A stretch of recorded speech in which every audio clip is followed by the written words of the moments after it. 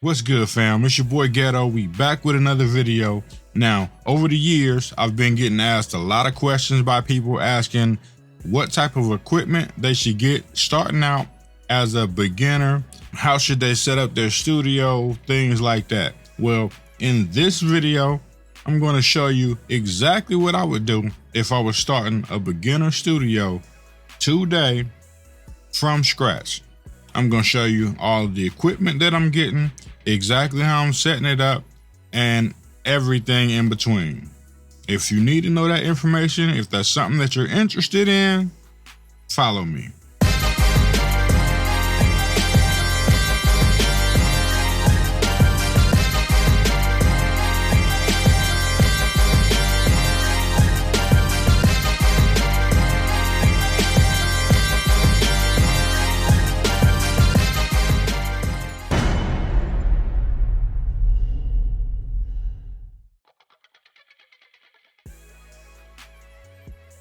Alright, so if you are a beginner and you're starting a new studio, one of the first things you're going to want to have is a good studio desk.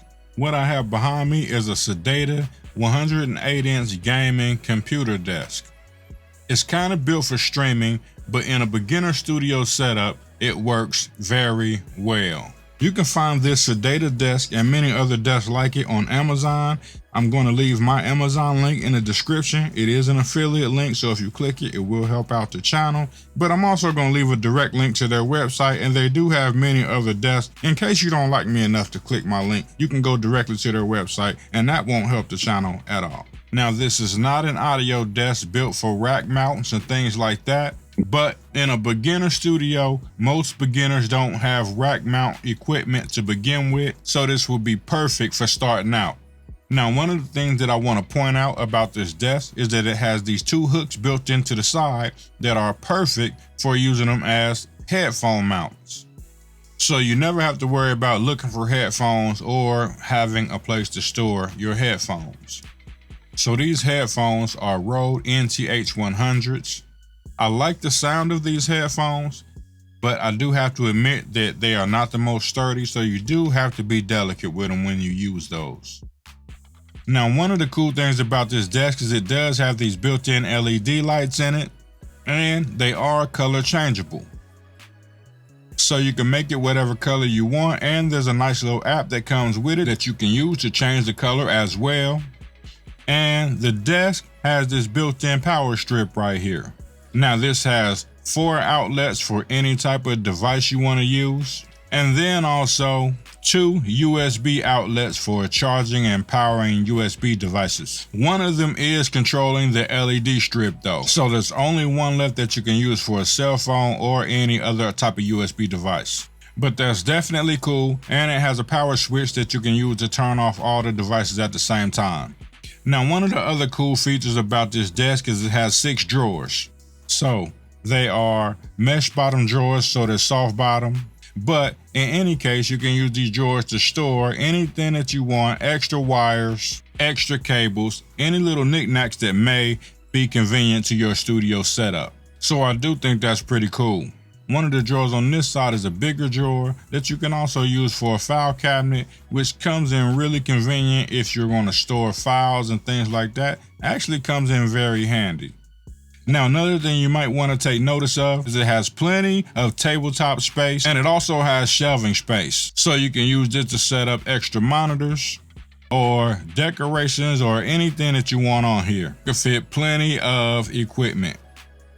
Now, one thing I will say about this desk, I am a bit concerned about the weight limit. I don't think you want to put a lot of heavy stuff on it, but the framing of the desk is aluminum metal, so it should hold quite a bit. I would make sure that I watch that, because you definitely don't want to put too much weight on it and have the desk caving in or something like that. But it does feel very sturdy. It doesn't wobble around or anything like that. So it's pretty solid. All right, so the first thing I'm going to be using in this setup is my 2017 MacBook Pro.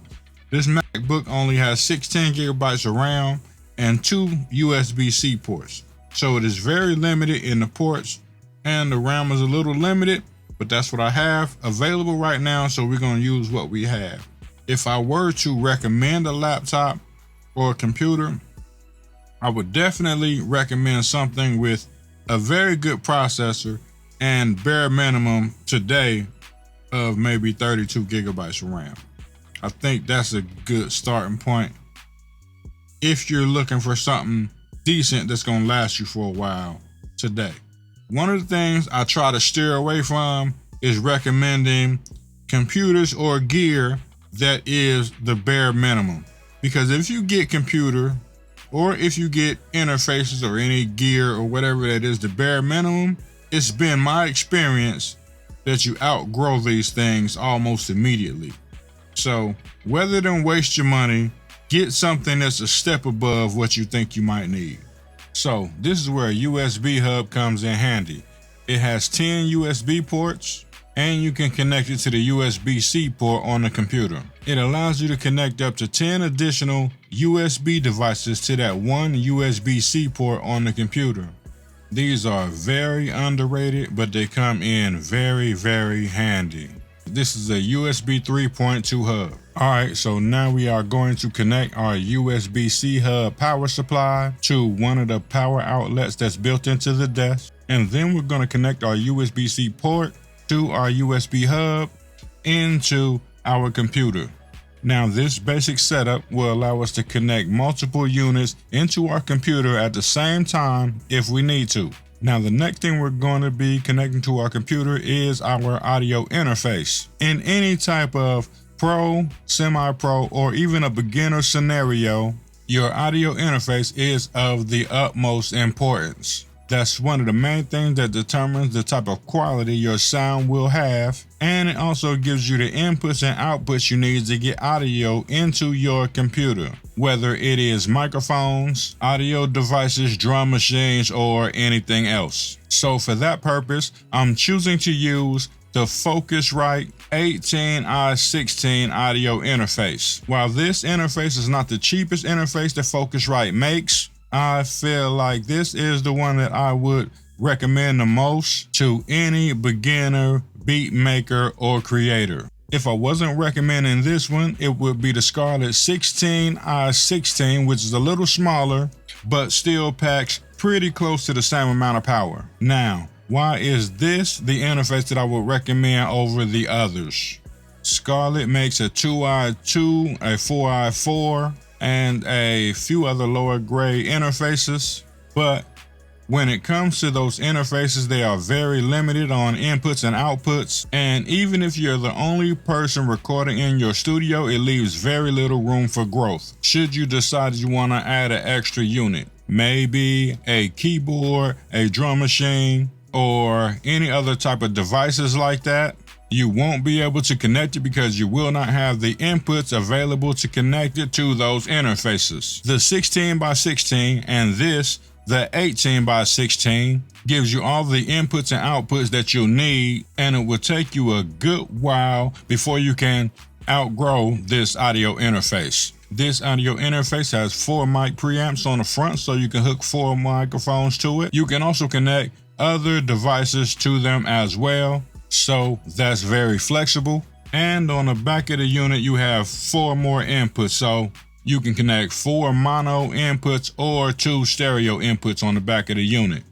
And I'm going to be utilizing this a little bit later on. You also have 4 outputs on this unit. So you have your main speaker outs plus another pair of outputs for routing to another piece of equipment or something else, a secondary pair of speakers, or anything else that you want to route audio into. Now, this device also has 2 MIDI inputs on it, MIDI in and MIDI out. A lot of audio interfaces don't have that anymore, so that's pretty convenient to have. Now, you also have the optical inputs and outputs for ADAT, which allows you to connect ADAT units, which gives you an additional 8 inputs and 8 outputs. So you can always expand this unit, something that you can't do with all the smaller ones. And then you have the SPDIF input and output. I'm probably not going to use that, but it is an extra input and output should you want to use it.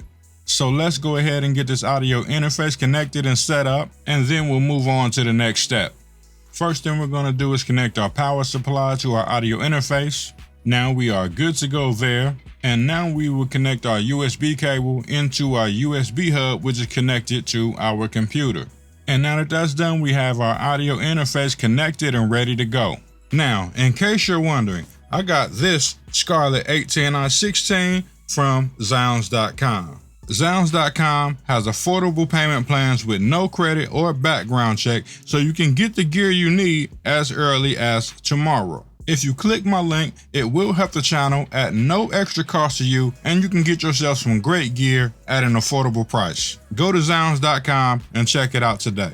Now that we have our audio interface connected, the next thing that I want is a microphone. So the first thing we're going to do is set up a microphone stand, and I'm choosing to use a boom arm so that I can move the microphone around when I'm not using it. For this, the boom arm I'm choosing to use is a Rode PSA-1. Very nice size boom arm, very easy to use, and I think this would be very suitable for this situation. I'm going to set it up on the back of the desk right here, right behind the laptop, so that when I'm recording through the microphone, I can also see the audio files fairly easily and things like that. So it'll make it easy for me to work while I'm trying to record songs or whatever it is I'm trying to record. So first we're going to clap the mount to the back of the desk, and then we'll connect the boom arm. All right, so we got the mount on the desk. We don't have to over tighten it, just making it tightened enough where it's hand tightened is usually good enough. Now let's go ahead and put this boom arm in here.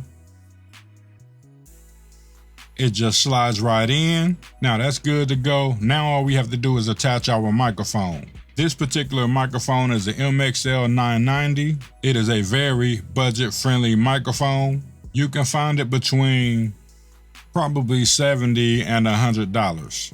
Very, very budget-friendly microphone, and it sounds decent. I think it could be a little bit lacking in a lower end register, but this microphone does feel like it has a lot of clarity and a lot of top end. So it will help your vocals shine through, especially starting out. It's a lot better than some of the dynamic microphones you'll find on the market. I think this is a great microphone to start out with, to be honest. All right, we got our microphone connected. Now I just want to adjust it to get it to the level that I want. There we go. Now we got our microphone set up. Pretty straightforward. And the reason I wanted it on this boom arm is so when the mic is not in use, I can just move it out the way.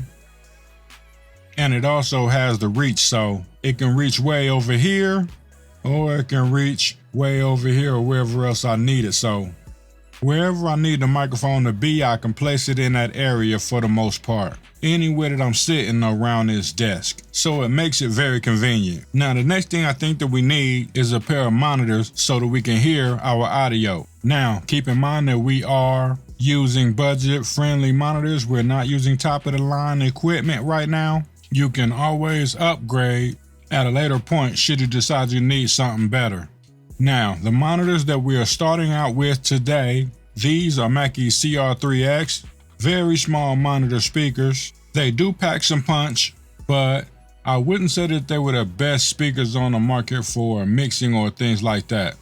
I would prefer to mix on headphones and get it close, and then use this just to check your references, check your mix. Make sure it's sounding good to you. Now, in order to connect our monitors to our audio interface, we're going to use these cheap cables. They're not very expensive at all. You can find cables like these anywhere for a very low price, and you can always upgrade your cables later. Anything you get as you go, you can always upgrade later, but start with whatever you got. You don't have to go out and spend thousands and thousands of dollars if you're just starting out. Just get whatever you need to get by. So we're going to take these cables and connect them from our audio interface into our monitor speakers. So we're going out of output 1 and 2, which should be the main outputs. And we're going into the left and right inputs on the monitor speakers. Now we have our monitors connected and ready to go. Now, the next thing we're going to do is connect our microphone. We have our microphone right here. There is no cable connected, so we're going to go ahead and get our microphone connected and ready to go. We're going to use about a 8-foot XLR cable that might be a little long, but we're going to use that XLR cable to connect our microphone into input 1 on our audio interface. Also, in terms of cable management, The Rode PS1 has these Velcro straps on it. We're going to use the Velcro to hold this mic cable to the boom arm so the cable isn't just swinging around everywhere. Now that we have the cable attached to the microphone and we have it routed to where we need it to go, we're going to connect it to input 1. And now we are good to go. We have our microphone, we have it connected to input 1, and we are ready to record whenever we need to. Now, this microphone does require phantom power, so before we're ready to record, we do have to push the 48 volt button on the front of the interface, and then shortly thereafter, we should see that we can get signal on the microphone. And now, as you see here, the microphone is lighting up as I talk. I can also hit the auto button, which puts it in auto gain, and as I talk, the audio interface will automatically set the level until it comes to what it believes is a perfect level for my recording. This is a very convenient feature on this audio interface, and it doesn't take that long. In just a few short seconds, I am now ready to record my audio. Now, the next thing I'm going to need in this budget-friendly setup is a MIDI controller, especially if I feel like I'm just going to be making beats in my setup. Now, if I'm just going to be downloading instrumentals and recording songs to those beats, this right here is all you need. Now, if you want to make your own beats or dabble in producing and things like that, you're definitely going to need a MIDI controller. And I think that these MIDI controllers are some of the best on the market.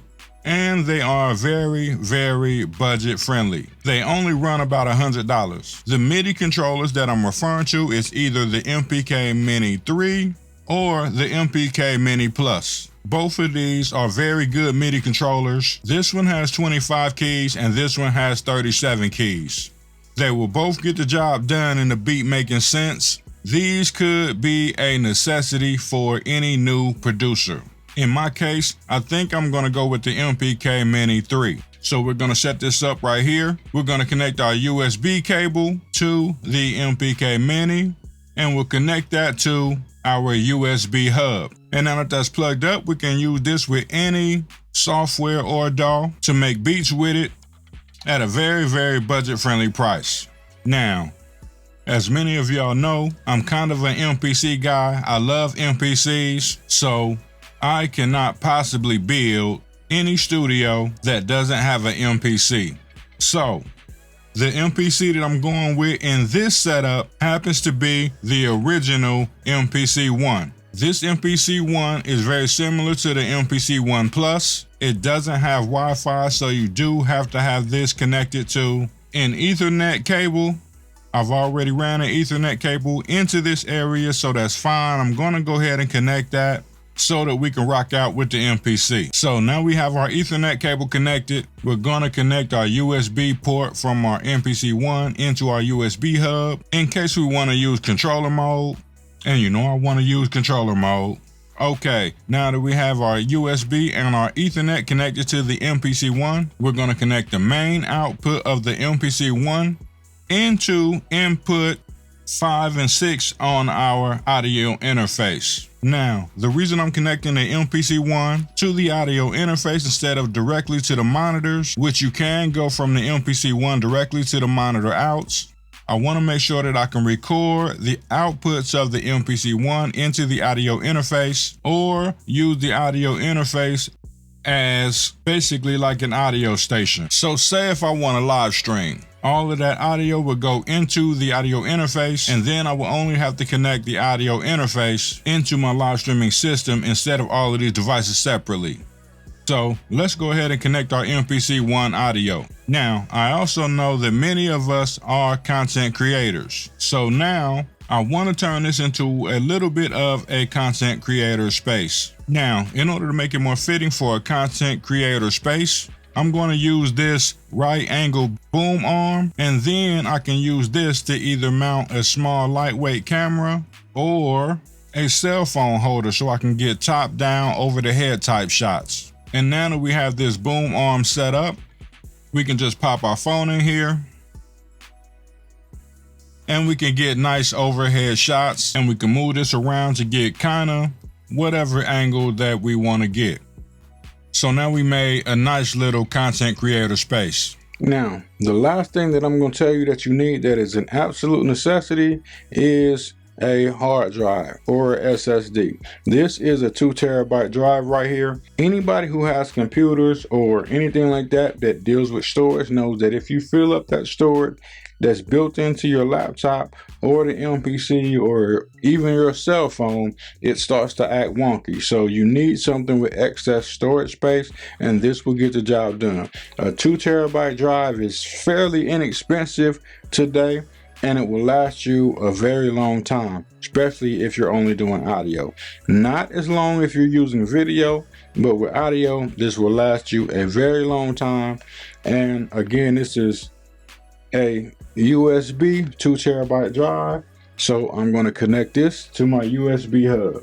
So now we have a total of 4 devices connected to our USB hub. That is our MPC, the MIDI controller, which could have been connected directly to the MPC, but if I'm not using the MPC and I'm just making beats in some sort of a DAW or something, I can still use this. So the MPC, the MPK Mini, our SSD drive, and our audio interface are all connected to this USB hub, which is only utilizing 1 port on our laptop. Also, we still have 6 more USB ports on our hub where we can add up to 6 more devices, so we can expand a little bit more down the line should we need to. But for now, we have everything that we need to have a very good beginner studio setup. All that's left now is to decorate it, make it look nice, and make it into our space.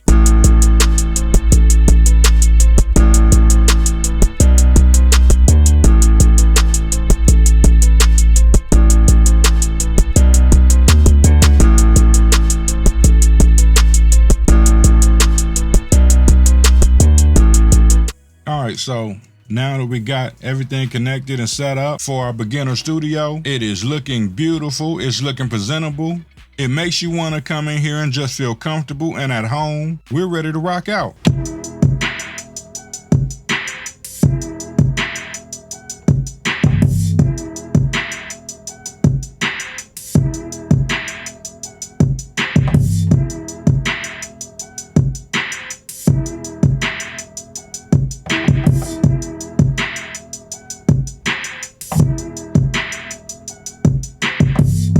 Alright, so I hope this video helped everybody out who was asking about what type of equipment they would need to start a beginner studio, how they make their connections, and what they need to do to get started.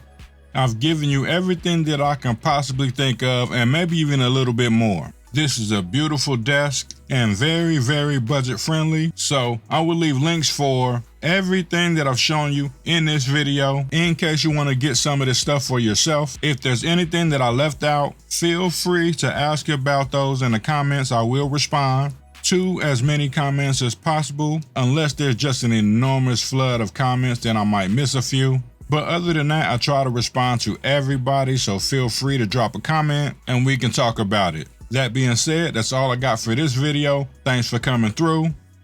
I'm out.